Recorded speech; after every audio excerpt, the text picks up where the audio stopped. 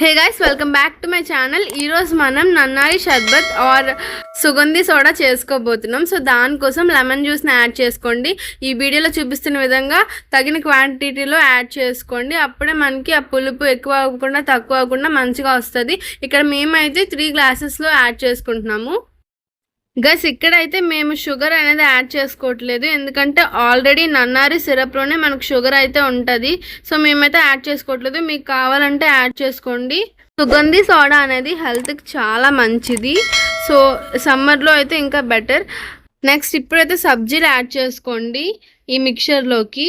So సబ్జీలు అనేవి బాడీలో heat తీసి మరి బాడీకి కూలింగ్ ఇస్తుంది, కూలింగ్ ఎఫెక్ట్ని. 2 to 3 స్పూన్స్ యాడ్ చేసుకోవచ్చు. మేమైతే 2 స్పూన్స్ యాడ్ చేసుకున్నాము, which is more than enough.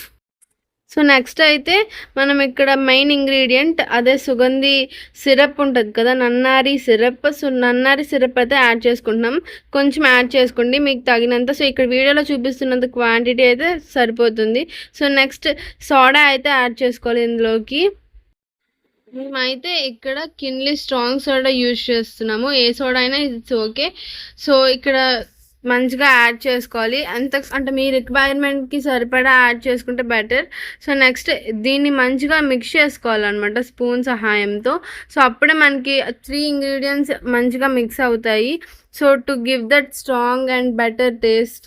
So మన Sugandhi soda or Nannari sharbat ready అయిపోయింది. Please like, share and subscribe my channel. Bye.